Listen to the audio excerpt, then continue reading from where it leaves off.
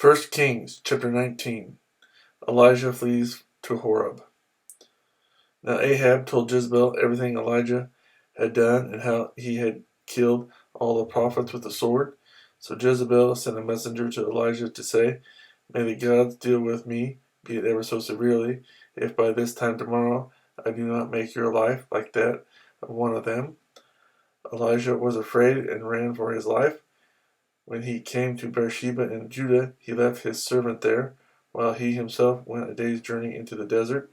He came to a broom tree, sat under it, and prayed that he might die. "I have had enough, Lord," he said. "Take my life. I am no better than my ancestors." And he lay down under the tree and fell asleep. All at once an angel touched him and said, "Get up and eat." He looked around, and there by his head was a cake of bread baked over hot coals and a jar of water. He ate and drank and then lay down again. The angel of the Lord came back a second time and touched him and said, "Get up and eat, for the journey is too much for you." So he got up and ate and drank. Strengthened by that food, he traveled 40 days and 40 nights until he reached Horeb, the mountain of God. There he went into a cave and spent the night. The Lord appears to Elijah, and the word of the Lord came to him. "What are you doing here, Elijah?" He replied, "I have been very zealous for the Lord God Almighty. The Israelites have rejected your covenant, broken down your altars, and put your prophets to death with the sword. I am the only one left, and now they are trying to kill me too." The Lord said, "Go out and stand on the mountain in the presence of the Lord, for the Lord is about to pass by."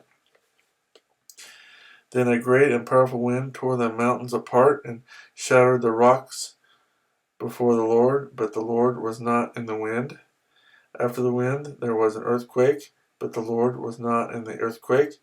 After the earthquake came a fire, but the Lord was not in the fire. And after the fire came a gentle whisper. When Elijah heard it, he pulled his cloak over his face and went out and stood at the mouth of the cave. Then a voice said to him, "What are you doing here, Elijah?" He replied, "I have been very zealous for the Lord God Almighty. The Israelites have rejected your covenant, broken down your altars, and put your prophets to death with the sword. I am the only one left, and now they are trying to kill me too." The Lord said to him, "Go back the way you came and go to the desert of Damascus. When you get there, anoint Hazael king over Aram. Also anoint Jehu son of Nimshi king over Israel, and anoint Elisha son of Shaphat from Abel Maholah to succeed you as a prophet.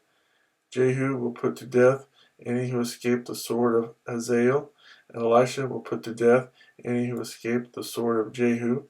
Yet I reserve 7,000 in Israel, all whose knees have not bowed down to Baal, and all whose mouths have not kissed him."